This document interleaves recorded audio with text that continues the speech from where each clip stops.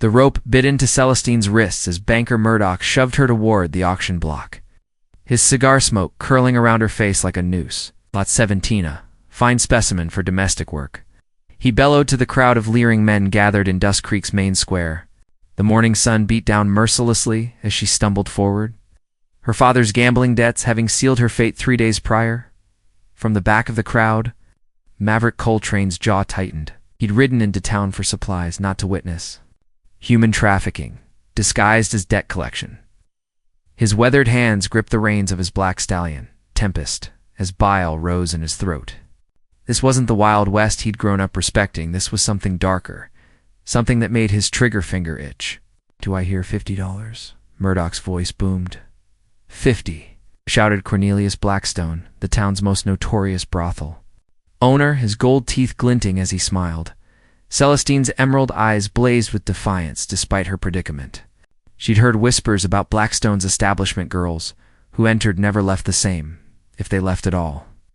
Her heart hammered against her ribs like a caged bird as more bids flew from the crowd. "5," called out Jeremiah Thorne, a cattle rancher known for working his hired hands to death. Maverick dismounted slowly, his spurs jingling against the dusty ground. At 6'3", with shoulders broad as a barn door, he cut an imposing figure in his black duster and worn leather chaps. The crowd parted unconsciously as he approached, sensing the barely contained violence radiating from his steel gray eyes. $100. His voice carried across the square like thunder before a storm. Murdoch's eyebrows shot up greedily. "Now we're talking. Do I hear 120? Blackstone's face reddened. 150. Maverick pulled a leather pouch from his vest, the coins inside jangling ominously. $500. Cash. The crowd fell silent. Even Murdoch's cigar nearly fell from his slack-jawed mouth. $500 was more than most families saw in 2 years. "Oh, well," Murdoch stammered, his greedy eyes fixed on the pouch. "Sold. To the gentleman in black." As Maverick approached the platform, Celestine studied his face. Unlike the other bidders, there was no lust in his gaze, only a controlled fury that seemed directed at everyone but her. His hands were gentle. As he cut her bonds with a knife that appeared from nowhere, "You're safe now," he murmured, his voice rough as sandpaper, but surprisingly kind. "Safe," Celestine whispered, rubbing her raw wrists. "You just bought me like cattle." Maverick's eyes met hers, and she saw something unexpected. Respect. "No, miss. I just bought your freedom. What you do with it is your choosing." Before she could respond, he lifted her onto Tempest's back and swung up behind her. As they rode, out of Dust Creek, leaving a cloud of dust and confused murmurs behind, Celestine realized this cowboy might be different from any man she'd ever known. But freedom, she was about to learn, came with its own complications. Maverick's ranch stretched across the valley like a patchwork quilt of green pastures and golden wheat fields. The 2-story cabin sat nestled against a backdrop of pine-covered hills, smoke curling lazily from its stone chimney. As they approached, Celestine noticed the property's meticulous care, not a fence post out of place, not a weed in the vegetable garden. "This is your home?" she asked, still pressed against his back on the saddle. "Our home, if you'll have it," Maverick replied, dismounting before helping her down. "But I need you to understand something, Celestine. How do you know my name?" His weathered face softened slightly. "Your father, Bartholomew Fairfax, used to work my father's ranch, before the drinking took hold of him, before he started gambling away everything he touched." Celestine's face flushed with shame. The Fairfax name had once meant something in these parts. Her grandfather had been a respected judge. Her grandmother, a beloved schoolteacher. Now it was synonymous with debt and disgrace. "Why did you help me?" she asked, wrapping her arms around herself as the evening breeze picked up. Maverick studied her for a long moment, taking in her torn calico dress and the stubborn tilt of her chin. "Because everybody deserves a choice, and because... He paused, running a hand through his dark hair. "Because I've been alone on this ranch for 3 years, and maybe it's time that changed." Before Celestine could process his words fully, the cabin door burst open. A elderly Mexican woman emerged, flour dusting her apron and concern creasing her weathered face. "Mijo, what have you done?" she exclaimed in accented English, taking in Celestine's disheveled appearance. "Esperanza, meet Celestine. She be staying with us?" Maverick's tone brooked no argument. "I'll Celestine, this is Esperanza Consuela. She's been keeping me fed and this place running since my parents passed." Esperanza's dark eyes flicked between them knowingly.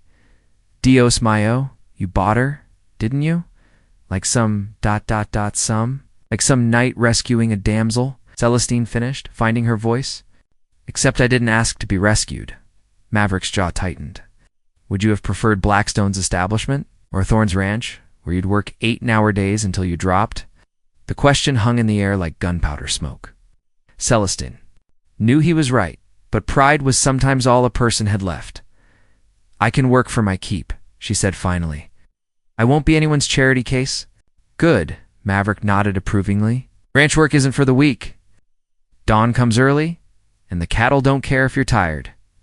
As Esperanza fussed over getting Celestine settled in the spare room, Maverick stood on the porch watching the sun sink toward the horizon. He'd acted on impulse today, something he never did. But watching that bastard Murdoch put Celestine on display like a prize mare had triggered something primal in him.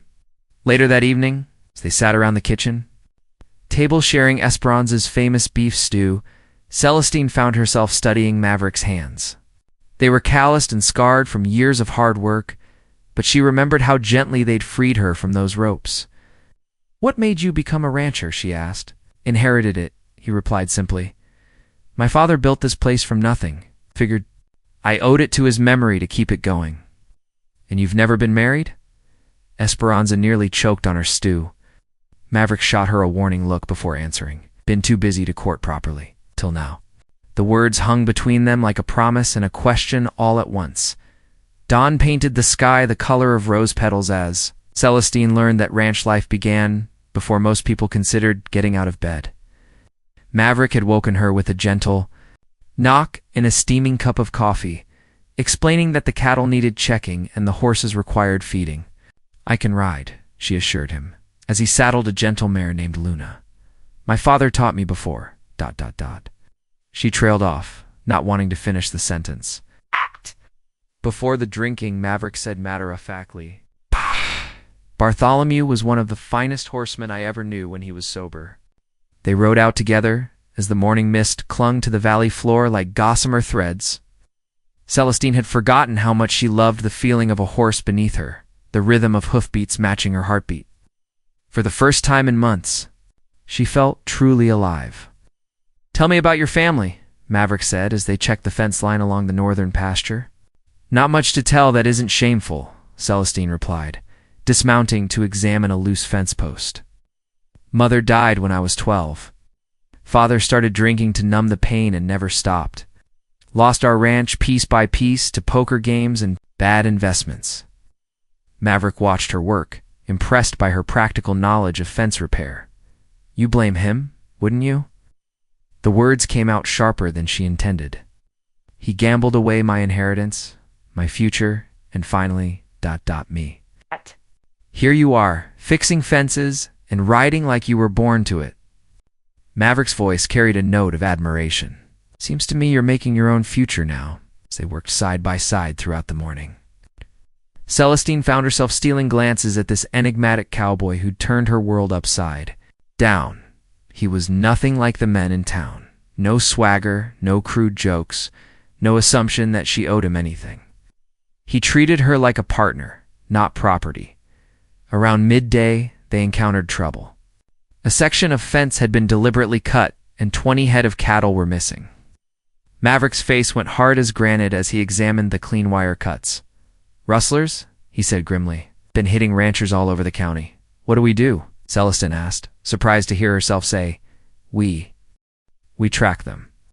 Maverick checked his revolver with practiced efficiency. "But you should head back to the house." "Like hell I will." Celestine's eyes flashed with determination. "Those are our cattle now, and I'm not hiding while thieves steal." "From us?" Maverick paused, studying her face. Most women would have been horrified at the thought of confronting cattle rustlers. But Celestine stood straight-backed and ready, her hand resting naturally on the rifle he'd given her that morning. "Our cattle?" he asked quietly.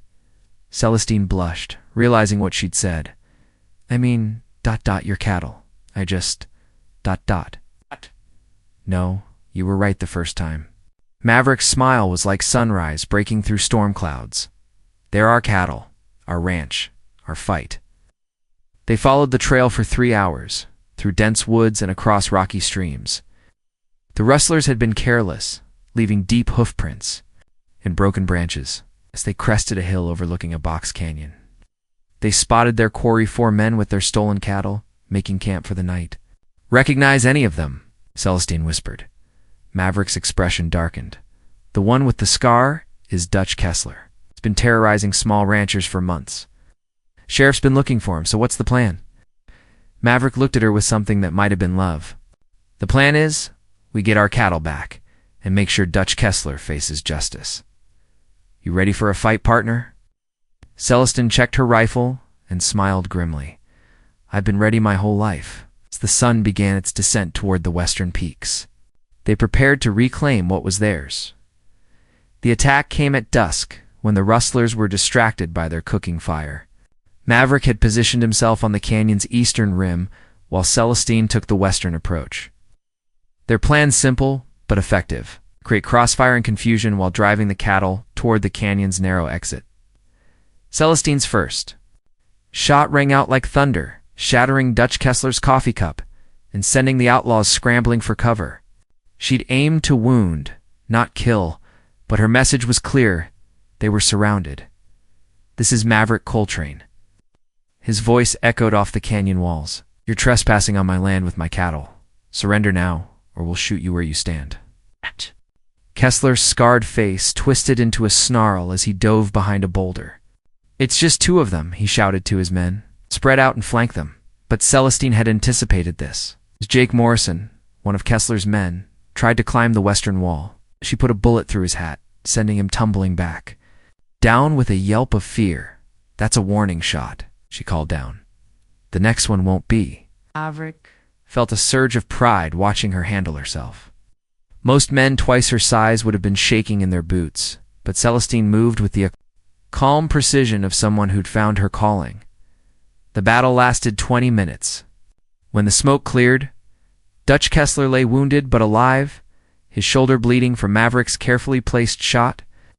His 3 companions had their hands raised in surrender, thoroughly outmaneuvered by 2 people they'd underestimated. "To make a hell of a team," Kessler admitted grudgingly as Maverick tied him up. "Figured I was dealing with some tenderfoot rancher." "You figured wrong," Celestine said, keeping her rifle trained on the other outlaws. "It's tenderfoot just cleaned. Your clock." As they herded their reclaimed cattle back toward home, the setting sun painted the sky in shades of amber and gold. Celestine rode beside Maverick, their prisoner secured and their cattle safe. "You saved the ranch today," Maverick said quietly. "Those 20 head represent nearly 2 months' income." "We saved the ranch," Celestine corrected. "Partners, remember?" Maverick reined in his horse, causing her to stop as well.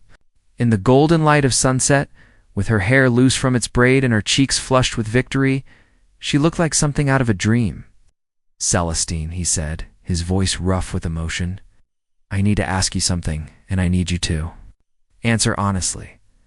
Her heart hammered as she met his gaze. "What is it?" "This morning, you were a stranger I'd bought at auction. Tonight you're riding beside me like you've been doing it all your life." He paused, struggling with words that had never come easy to him. "I know it's crazy, and I know it's fast, but would you consider staying? Not as hired help or out of obligation, but as my wife?" Celestine's breath caught in her throat. Marriage? To a man she'd known for barely 2 days?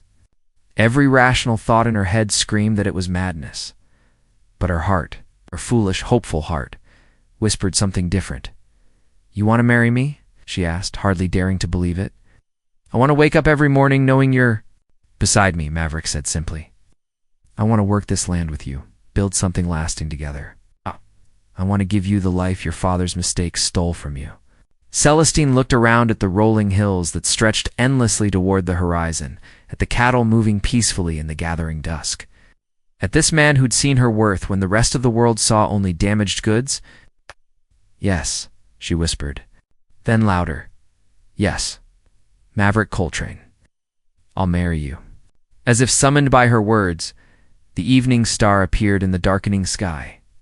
Bright and steady as a promise, they had a wedding to plan, and sunset was only hours away. Word spread through Dust Creek faster than wildfire. By the time Maverick and Celestine rode into town with Dutch Kessler and his gang in tow, half the population had gathered in the streets. Sheriff Beauregard Hayes took custody of the prisoners while Pastor Cornelius, divine summoned from his afternoon nap, prepared for the most unusual wedding in the town's history. "You sure about this, son?" Sheriff Hayes asked Maverick privately. As they watched the rustlers being locked away, "Marrying a girl you barely know?" Maverick's steel-gray eyes never wavered. Nice. "More sure than I've ever been about anything, Sheriff. Nice. She's got sand in her veins and fire in her heart. That's more than most marriages start with." Meanwhile, at Widow Primrose Henley's dress shop, Celestine stood before a mirror wearing the most beautiful gown she'd ever seen.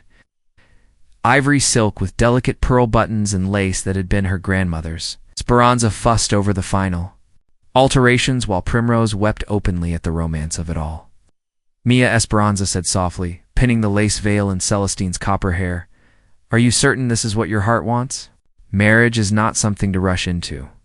Celestine studied her reflection, seeing a woman she barely recognized.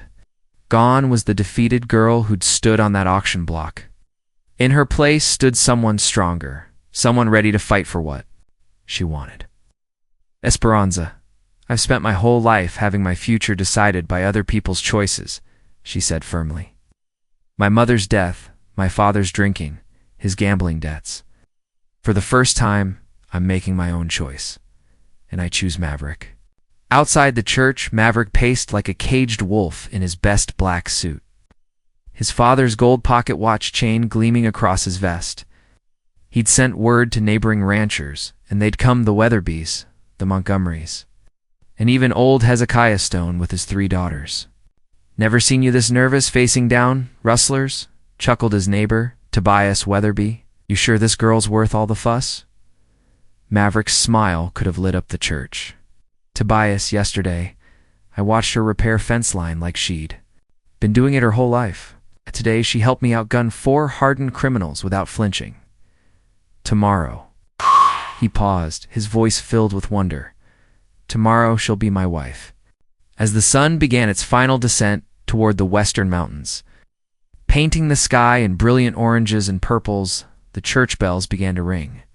Celestine appeared at the church doors, her hand resting on Sheriff Hayes' arm he'd volunteered to give her away in her father's absence. The sight of her took Maverick's breath away. She moved down the aisle like a queen, her chin high and her emerald eyes locked on his. When she reached the altar, Pastor Devine cleared his throat and began the ceremony. "Leah, dearly beloved, we are gathered here in the sight of God in this community to witness the joining of Maverick Coltrane and Celestine Fairfax in holy matrimony." But Maverick heard none of the traditional words. He was lost in Celestine's eyes, seeing his future reflected their long mornings working the ranch together. Evenings on the porch watching sunsets, children playing in the yard while their parents planned for tomorrow. "Do you, Maverick Coltrane, take Celestine to be your lawfully wedded wife, to have and to hold in sickness and in health, for richer or poorer, for better or worse, until death do you part?" "I do," Maverick's voice rang out strong and true. "And do you, Celestine Fairfax, take Maverick to be your lawfully wedded husband, to have and to hold in sickness and in health, for richer or poorer, for better or worse, until death do you part?" Celestine's voice carried across the packed church like a bell. "I do." "Then, by the power vested in me by God and the territory of Colorado, I now pronounce you husband and wife. Maverick, you may kiss your bride." As the sun touched the horizon outside, painting the church windows in gold and crimson, Maverick took Celestine in his arms and kissed her with all the promise of their future together. The wedding reception spilled out from the church into the town square, where lanterns had been strung between the buildings and tables groaned under the weight of donated food. Esperanza had outdone herself with a 3-layer cake decorated with sugar roses, while the Weatherby women had contributed enough fried chicken to feed an army. Celestine laughed as old. Hezekiah Stone spun her around in a surprisingly graceful waltz, his 3 daughters clapping in time to the fiddle music. She'd never imagined feeling so welcomed, so genuinely cherished by an entire community. "Your husband's watching you like a hawk," Hezekiah chuckled, nodding toward where Maverick stood with the other ranchers. "Man's got it bad, that's for certain. And I've got it just as bad," Celestine admitted, her cheeks flushing pink as the evening wore on. Neighbors shared stories about Maverick's parents and how proud they would have been to see this day. Widow Henley tearfully recounted how Maverick had spent his last $20 buying medicine for her sick grandson. Sheriff Hayes told everyone about the time Maverick had single-handedly rounded up a pack of wolves threatening the town's livestock. "You married yourself a good man," Pastor Devine told Celestine, as they watched Maverick teaching the children how to rope fence posts. "His heart's as big as this valley." "I'm beginning to see that," Celestine replied, her voice warm with newfound love. As the moon rose full and bright over the mountains, the party began to wind down. Neighbors offered their congratulations one final time before heading home to their own ranches and lives. Maverick found Celestine sitting on the church steps, her ivory dress spread around her like petals. "Tired, Mrs. Coltrane?" he asked, settling beside her and marveling at how natural her new name sounded. "Mrs. Coltrane," she repeated wonderingly. "This morning I was nobody. Tonight I'm your wife." Maverick took her hands in his, noting how perfectly they fit together. "You were never nobody, Celestine. You just needed the right place to shine." They rode home under a canopy of stars. Celestine seated sideways across Maverick's lap on Tempest, while Luna followed behind on a lead rope. The ranch house glowed with warm light from the windows. Esperanza had lit every lamp in celebration. "I have something for you," Maverick said, as they dismounted at the front porch. From his vest pocket, he pulled out a small velvet box. It was my mother's. Inside lay a simple gold band set with a single emerald that matched her eyes perfectly. As he slipped it onto her finger beside her new wedding band, Celestine felt tears threaten. "It's beautiful," she whispered. "She would have loved you," Maverick said softly. "You have her strength, her fire." Esperanza met them at the door with knowing smiles and quickly excused herself to her own small cabin behind the main house. "Buenas noches, míos. See you in the morning." Alone at last, Maverick and Celestine stood in their kitchen, suddenly shy with each other. The reality of marriage, of sharing a life, a bed, a future settled around them like a comfortable blanket. "Are you happy?" Maverick asked, studying her face in the lamplight. Celestine reached up to touch his cheek, feeling the slight roughness of his evening stubble. "2 days ago, I thought my life was over. Tonight I feel like it's just beginning." Maverick lifted her into his arms, carrying her toward the stairs and their shared future. "Then let's begin, Mrs. Coltrane. Let's begin." 5 years later, Celestine stood on the same porch where she'd first arrived as a purchased commodity. Watching her husband teach their twin sons, Jasper and Cole, how to rope a calf, the ranch had prospered beyond their wildest dreams, expanding 2-3 times its original size with the finest cattle herd in the territory. "Mama, watch me," 4-year-old Jasper called, his lasso sailing wide of its target and landing in the horse trough with a splash. "Excellent form, sweetheart," Celestine laughed, her hand resting on her rounded belly, where their third child grew strong and healthy. "Remember what Papa taught you about following through?" The morning sun painted everything in gold, from the new barn they'd built last spring to the vegetable garden that now fed 3 families their own, Esperanza's and the young couple, Marcus and Delilah Hartwell, who worked the north pasture. Sheriff Hayes rode up the dusty lane, his weekly visit, having become a tradition since the rustling incident. Dutch Kessler and his gang were serving 20-year sentences in the territorial prison, but Hayes liked to check on the family that had helped bring them to justice. "Morning, Celestine," he called, tipping his hat. "How's our newest citizen treating you?" Celestine's smile could have outshone the sun. Active as his brothers were, Esperanza swears it's another boy from the way he kicks. Maverick approached the porch, their sons racing ahead of him like puppies. At 32, he'd filled out through the shoulders and chest, his face bearing the contented lines of a man who'd found his purpose. Gray touched his temples now, but his eyes still held that same steel-strong determination that had first captured Celestine's heart. "Sheriff," he nodded, settling on the porch steps while the boys climbed over him like a jungle gym. "Any word from the territorial capital about the railroad?" "That's actually why I'm here," Hayes grinned.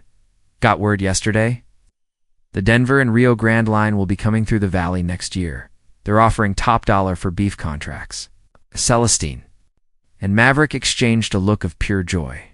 The railroad meant prosperity beyond anything they'd imagined, the ability to ship their cattle to markets across the country.